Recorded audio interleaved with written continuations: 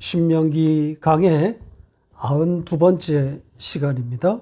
신명기 22장 22절로 29절까지 같이 읽겠습니다.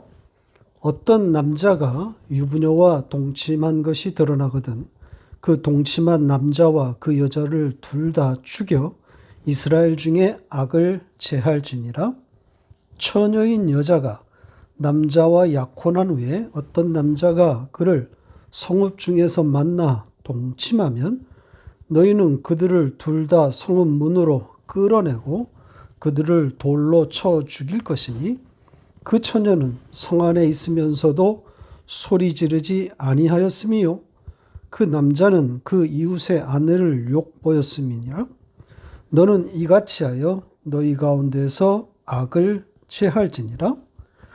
만일 남자가 어떤 약혼한 처녀를 들에서 만나서 강간하였으면 그 강간한 남자만 죽일 것이요 처녀에게는 아무것도 행하지 말 것은 처녀에게는 죽일 죄가 없음이라. 이 일은 사람이 일어나 그 이웃을 쳐 죽인 것과 같은 것이라.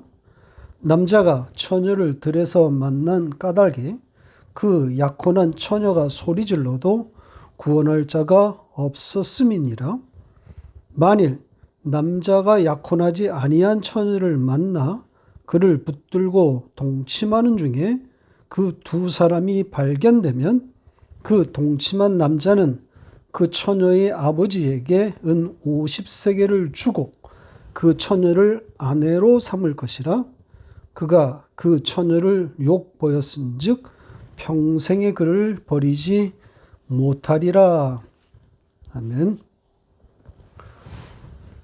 지난주와 마찬가지로 성적인 내밀한 여러 이야기들이 계속 등장하고 있습니다.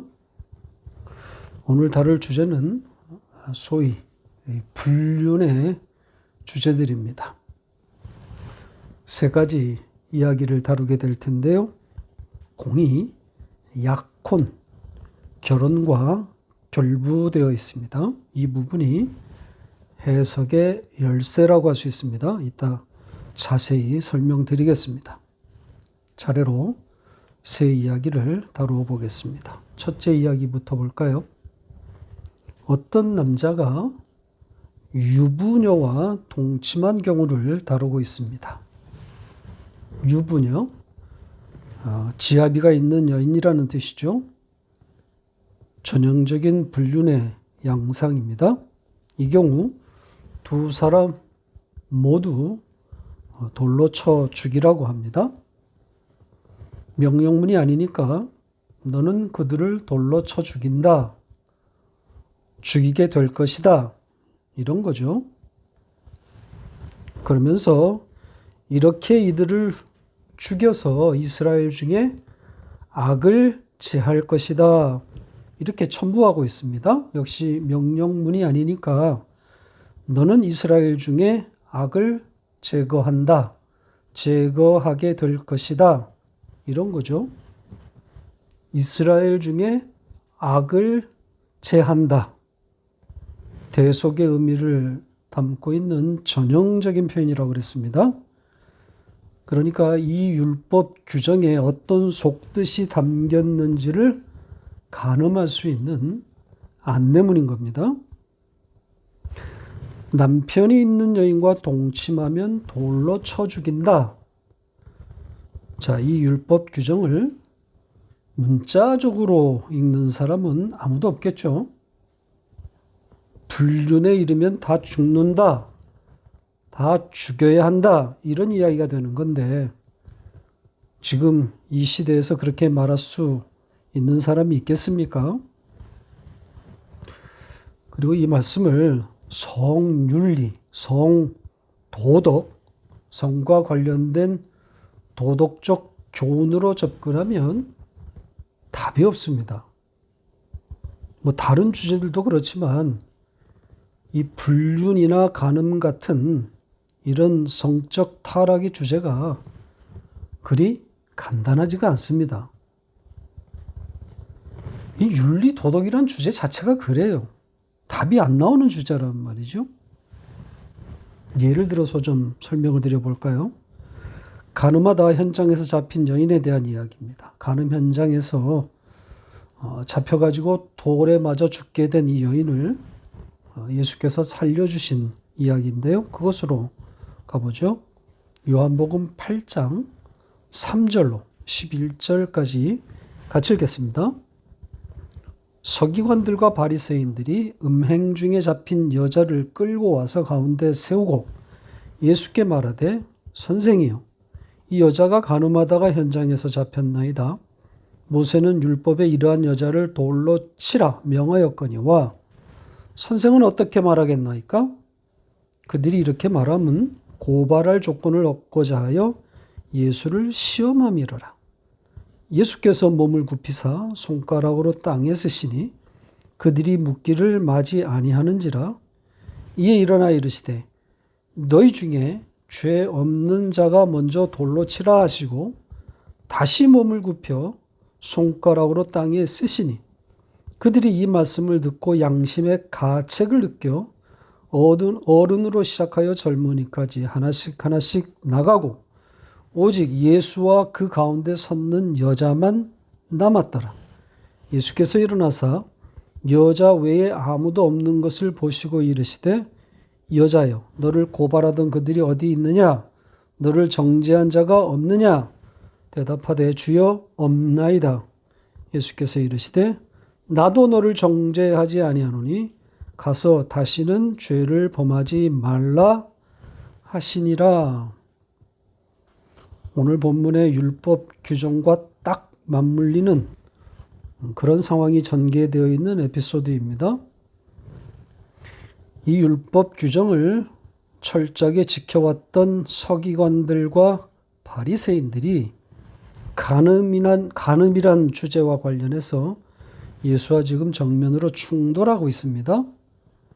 이 율법과 관련해서 예수와 자주 충돌했던 이 서기관들과 바리새인들이 예수를 궁지에 몰아넣을 수 있는 절호의 찬스가 온 거죠. 마침 그 간음 현장에 있던 여인을 발견했단 말이죠. 돌로 쳐 죽여야 할 상황인데 과연 예수는 어떻게 말할 것인가? 과연 율법대로 죽이는 것에 동의할 것인가? 자, 이들이 예상했던 대로 예수는 율법에 상반되는 결정을 합니다. 그녀를 살리는 거죠. 대신 자기가 죽는 길을 택하는 겁니다. 그녀를 살리고 율법에 의해 자기는 죽는 거죠. 그러니까 유대인들의 의도대로 이 서기관들과 바리새인의 의도대로 고발할 거리를 제공한 셈입니다. 아무튼 제가 이 에피소드를 꺼낸 것은 윤리 도덕적으로 성경을 접근하면 안 된다는 이야기를 하려는 겁니다. 사람들은 이 이야기에서 마지막 절에 나오는 나도 너를 정죄하지 않으니 가서 다시는 죄를 범하지 말라. 여기에 방점을 찍는 경향이 있습니다. 적용하기 딱 좋은 소재인 거죠.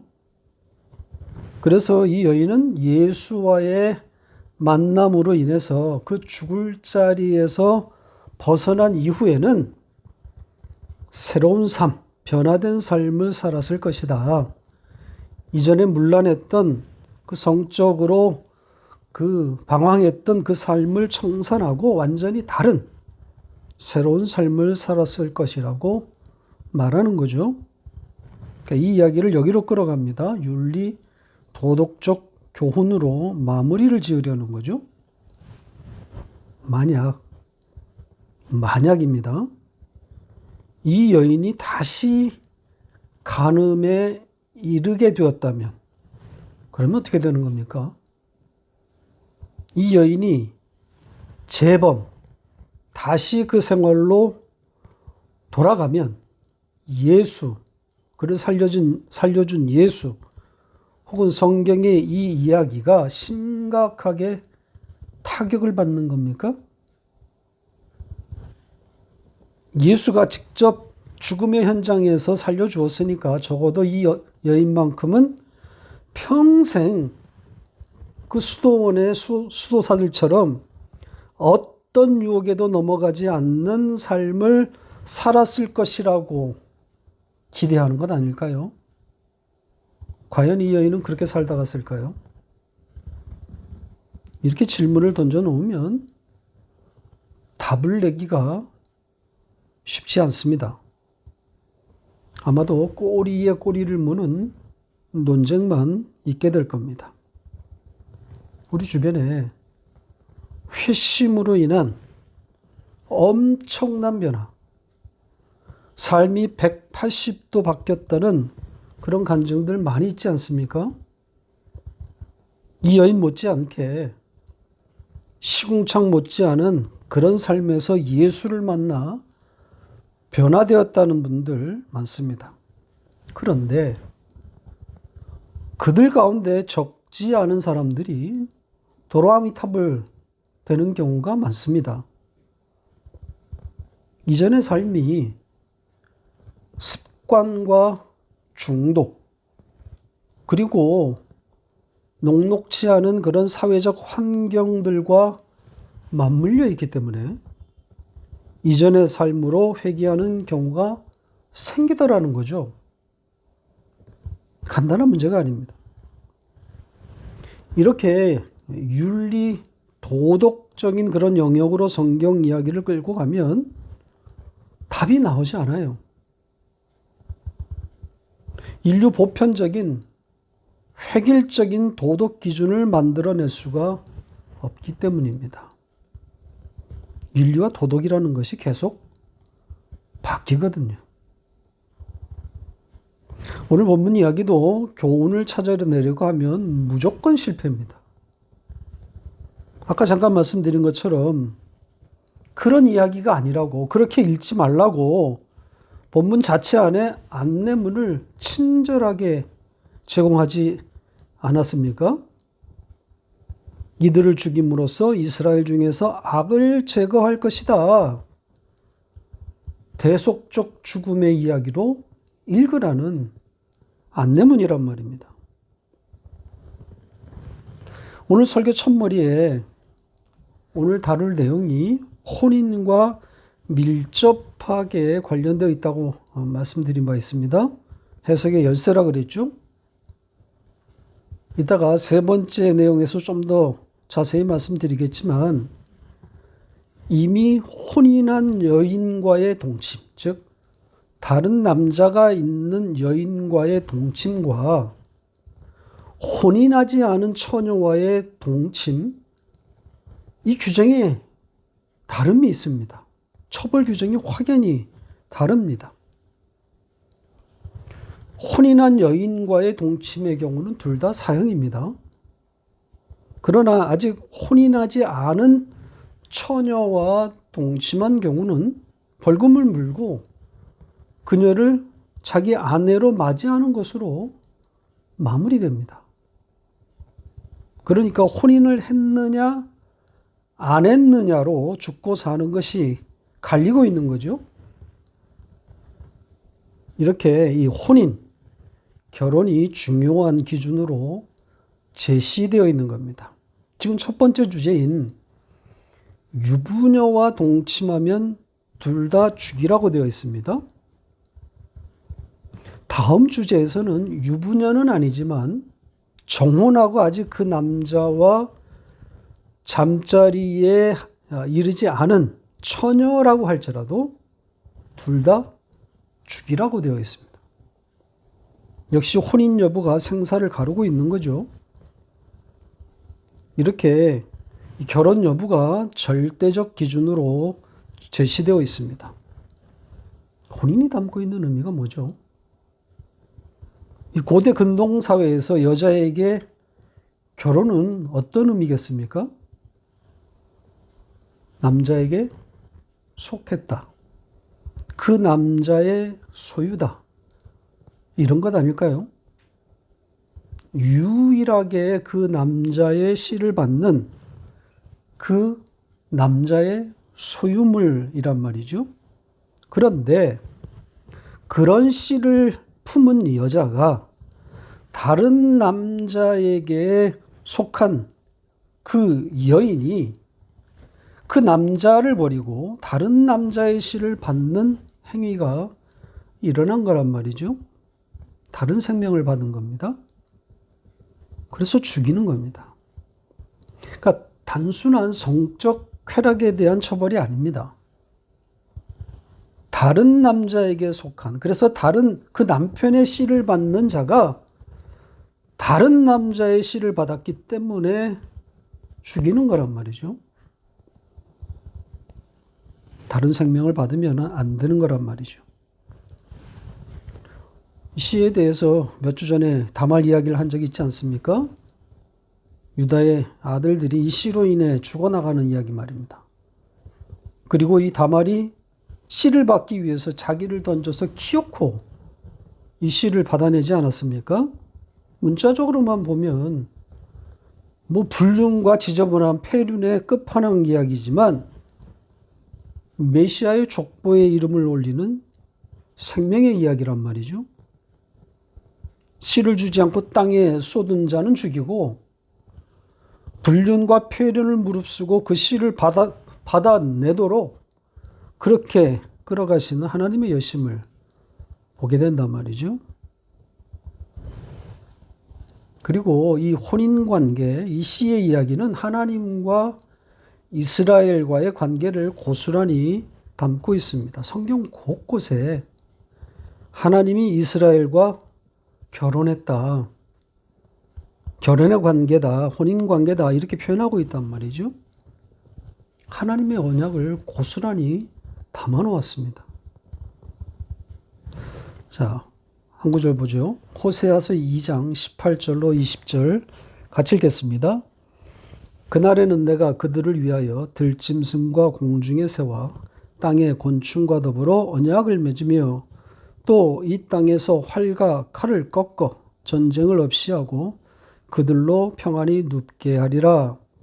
내가 네게 장가들어 영원히 살되 공의와 정의와 은총과 긍휼히 여김으로 내게 장가들며 진실함으로 내게 장가들리니 내가 여호와를 알리라. 이 짧은 내용 중에 하나님이 이스라엘과 결혼했다는 표현이 3번이나 등장하지 않습니까? 언약이 다른 말인 거죠. 하나님의 일방적인 선택에 의해 이스라엘은 하나님과 결혼에 이른 거란 말입니다. 그것도 영원히 말입니다. 그래서 이스라엘의 배신을 표현할 때 이 혼인의 반대말인 간음, 이혼했다, 행음했다 이런 표현이 나오는 것 아니겠습니까? 보세요. 자, 예레미야 3장 8절로 10절입니다. 같이 읽겠습니다. 내게 배역한 이스라엘이 간음을 행하였으므로 내가 그를 내쫓고 그에게 이혼서까지 주었을 때 그가 반역한 자매 유다가 두려워하지 아니하고 자기도 가서 행음함을 내가 보았노라. 그가 돌과 나무와 더불어 행음함을 가볍게 여기고 행음하여 이 땅을 더럽혔거늘 이 모든 일이 있어도 그의 반역한 자매 유다가 진심으로 내게 돌아오지 아니하고 거짓으로 할 뿐이니라. 여호와의 말씀이니라. 지금 보시는 것처럼 간음, 이혼, 행음 이렇게 이스라엘의 배신을 이런 표현에 담아 놓았습니다. 그러니까 하나님과 이스라엘의 관계를 혼인 관계로 묘사하고 있는 거죠. 그렇게 이스라엘이 하나님과의 혼인 관계를 파괴하고 이혼 상태에 이르게 되는 것, 그것이 바로 죽음 아니겠습니까? 하나님을 떠난 상태, 믿음을 저버리는 것, 바로 죽음 아닙니까? 우리가 수시로 떨어지는 그 자리란 말이죠. 남편을 버리고 다른 남자에게 가서 씨를 받으면 돌로 쳐 죽인다고 하는 이 말씀이 담고 있는 의미가 바로 이 이야기 아니겠습니까? 이스라엘의 행음, 음란함, 이혼을 담아놓았단 말입니다. 믿음 없음인 거죠. 자, 두 번째 이야기도 같은 맥락입니다. 조금 전에 말씀드렸듯이 이 두 번째 이야기에 등장하는 여인은 유부녀는 아니지만 유부녀의 성격을 고스란히 갖고 있는 여인입니다. 물리적으로 처녀이기는 하지만 한 남자와 정혼한 예비 신부입니다. 따라서 그녀의 정체성은 이미 한 남자에게 속했단 말이죠. 아직 그 남자의 씨를 받지는 않았지만 그 씨를 받기로 예정된 그런 운명을 가진 여인입니다. 그런 여인이 다른 남자의 씨를 받은 겁니다. 이 경우 역시 둘 다 돌로 쳐 죽입니다. 죽을 죄라는 거죠. 생명의 관계이기 때문입니다. 정혼, 결혼의 관계에 들어선 여인이란 말이죠. 그래서 죽이는 겁니다. 자, 그런데 이 두 번째 이야기는 앞 주제와는 좀 달리 좀 디테일한, 내밀한 내용이 첨가되어 있습니다. 앞에 유부녀와 바람이 난 이야기에는 그냥 죽여라, 죽는다 이렇게 되어 있지만 이 두 번째 정혼한 동정녀, 처녀의 케이스에서는 좀 더 자세한 내용이 달려 있습니다. 자, 이 불륜이 어디에서 일어났느냐, 그 불륜의 장소에 따라서 처벌이 다릅니다. 생사가 갈립니다. 흥미로운 지점입니다. 성 안이냐, 들이냐, 이것이 문제입니다. 성 안에서 불륜이 일어났고, 그런데 이 정혼한 처녀가 소리를 지르지 않았다면 그것은 불륜이니 둘 다 죽이라는 것이고, 만약 들에서 이 일이 났다면 도움의 소리를 질러도 사람이 없는 들에서 일어나는 것이니 여자는 죽이지 않는다. 이런 내용입니다. 불륜이 아니라 강간이라는 거죠. 그러니까 성 안에서의 불륜은 죽이고 들에서의 강간은 살려라. 이런 건데요. 이게 참 애매한 내용입니다. 경우의 수가 이 두 가지만 있는 것이 아니기 때문입니다. 아무도 없는 들에서 강간이 아니라 간음, 즉 불륜의 경우도 있을 수 있는 것 아닙니까? 여인이 살려달라고 소리를 질렀는지 아니면 자의적인, 그러니까 서로 바람이 나서 함께 들러 나갔는지 그걸 어떻게 알 수가 있습니까? 그러니까 이런 복잡한 경우의 수를 따지지 않고 마치 성에서 일어났으면 죽이고 들에서였으면 살려줘라, 이렇게 보인단 말입니다. 좀 이상하지만 성 안에서는 죽음이고 성 밖 들이라면 생명이다, 이렇게 보입니다. 성 안에는 죽음이요 성 밖은 생명이다. 비약하면 이런 거죠. 성문 밖 예수, 성 밖에서의 구원을 연상케 하지 않습니까? 성 밖으로 불러내는 에클레시아의 의미를 담은 것으로 볼 수 있습니다. 에클레시아, 밖으로, 밖에서 불러내다. 세상으로부터 불러낸 자들, 이런 뜻 아닙니까? 자, 히브리서 13장 10절로 13절 같이 읽겠습니다. 우리에게 제단이 있는데 장막에서 섬기는 자들은 그 제단에서 먹을 권한이 없나니 이는 죄를 위한 짐승의 피는 대제사장이 가지고 성소에 들어가고 그 육체는 영문 밖에서 불사름이라. 그러므로 예수도 자기 피로써 백성을 거룩하게 하려고 성문 밖에서 고난을 받으셨느니라. 그런즉 우리도 그의 치욕을 짊어지고 영문 밖으로 그에게 나아가자. 예수의 십자가를 성문 밖에서의 고난이라고 말하고 있지 않습니까? 성문 밖으로 나갈 때 생명이 있음을 담아 놓았습니다. 굳이 이 동침의 장소를 성 안과 성 밖으로 구분해 놓은 이 두 번째 이야기에 담겨 놓은 뜻이 이렇게 이것과 연결되어 있는 것이 아닌가 생각할 수 있습니다. 마지막 세 번째 이야기입니다. 이번에는 어떤 남자가 종혼하지 않은 여인과 동침한 경우입니다. 따라서 불륜이라고는 볼 수 없는 경우라고 할 수 있습니다. 강제 동침, 즉 강간이었는지 합의에 의한 동침이었는지 딱히 설명은 없습니다. 다만 맥락으로 봐 겁탈, 강간일 경우로 보여집니다.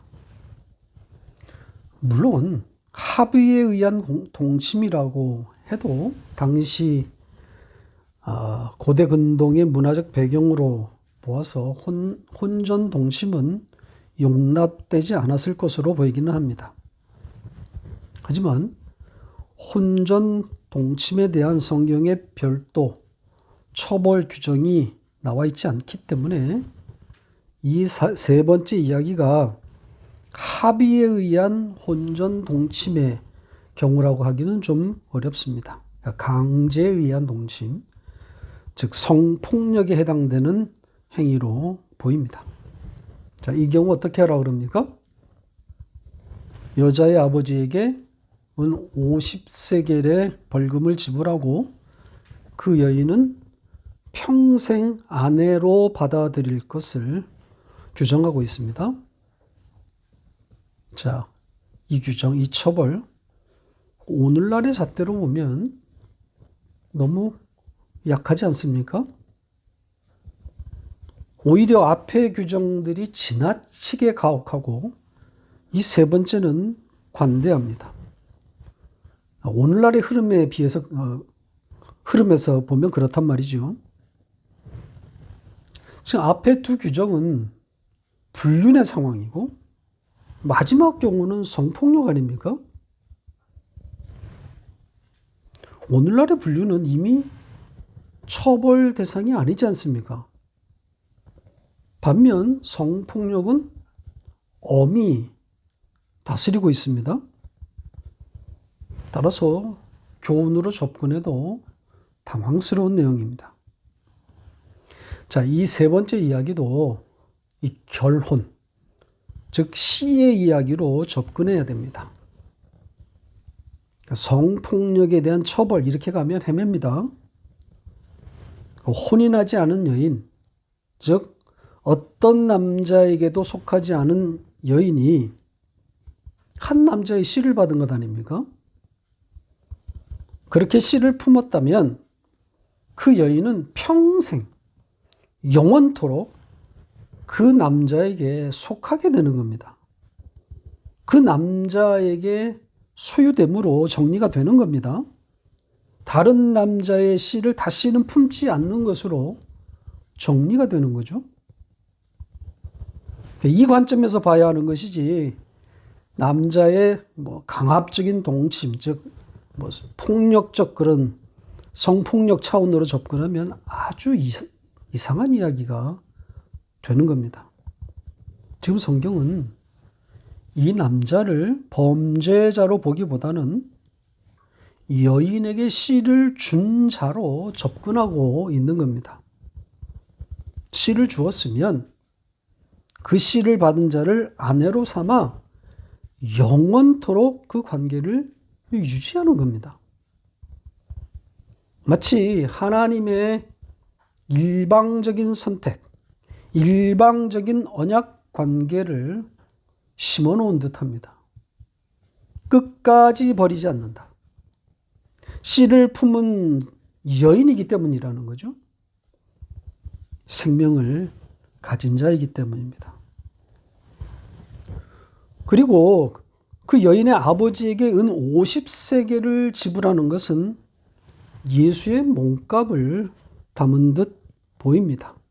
돈 주고 샀다는 의미를 담은 거죠. 유대인의 그 혼인제도의 지참금이 바로 그 의미를 담고 있는 것 아니겠습니까? 그러니까 여자를 아내로 드릴 때 몸값을 지불하고 데려온단 말이죠. 겉으로만 보면 돈으로 사오는 것 아닙니까? 결혼 지참금에 대한 여러 해석들이 있지만 지참금은 곧 예수의 몸값으로 보는 것이 맞습니다. 대속의 의미가 담긴 겁니다. 아내의 몸값을 지불하고 구렁텅이에서 끌고 나온 호세아 선지자의 유명한 이야기가 있지 않습니까? 물론 이 경우는 아내의 아버지에게 지불한 경우는 아니지만 결국 몸값이라는 점에서 같은 이야기란 말이죠. 확인하고 갈까요? 호세아서 3장 1절로 3절 같이 읽겠습니다. 여호와께서 내게 이르시되 이스라엘 자손이 다른 신을 섬기고 건포도 과자를 즐길지라도 여호와가 그들을 사랑하나니 너는 또 가서 타인의 사랑을 받아 음녀가 된 그 여자를 사랑하라 하시기로 내가 은 15개와 보리 한 호멜 반으로 나를 위하여 그를 사고 그에게 이르기를 너는 많은 날 동안 나와 함께 지내고 음행하지 말며 다른 남자를 따르지 말라. 나도 네게 그리하리라 하였노라. 이게 호세아 선지자가 고멜을 위해 지불한 은 15개와 보리 한 호멜 반, 이 몸값이 오늘 본문에 남자가 여자의 아버지에게 지불한 은 50세겔과 같은 거죠. 같은 의미란 말이죠. 하나님이 이스라엘을 사랑하여 지불한 담보물이신 예수란 말입니다. 이렇게 오늘 세 이야기는 공의, 혼인, 즉 씨를 품는 이야기로 읽어야 풀립니다. 생명 이야기라는 거죠. 언약을 담고 있는 겁니다. 말씀을 맺겠습니다. 성 안에 있으면 소리를 질러야 삽니다. 반면 들로 나가면 그냥 사는 겁니다. 교회, 즉 에클레시아의 속성을 고스란히 담은 듯 보이지 않습니까? 교회인 성도는 이 성 안, 즉 이 세상에서 죽겠다고 소리 질러야 할 자들입니다. 여기가 아니구나. 나 죽는다. 내가 있을 곳이 아니구나. 이런 아우성이 나오는 거란 말이죠. 반면 성문 밖 들로 나가면 그냥 사는 겁니다. 왜요? 거기에 십자가가 서 있기 때문입니다. 그것이 바로 우리가 있어야 할 자리인 거죠. 성도는 세상으로부터 나오는 것을 운명적으로 학습하는 자들입니다. 오늘날의 기독교가 세상으로 들어갈 것을 지속적으로 말하고 있지만 성경은 그 반대의 이야기를 하고 있습니다. 그 세상으로부터 나와라. 성문 밖으로 나오라고 가르치고 있단 말이죠. 우리가 세상에 있는 이유가, 세상에 존재하는 이유가 바로 이거 아니겠습니까? 성문 밖에 먹을 양식이 있다는 것을 배우기 위함이란 말이죠. 일용할 양식인 예수가 성문 밖에서 기다리고 있음을 배우는 겁니다. 그게 바로 양육이란 단어의 뜻 아닙니까? 들어가려고만 하지 마시고 나오는 것을 배우십시오. 성도가 있어야 할 자리에 대한 진지한 고민이 있으시기를 바랍니다.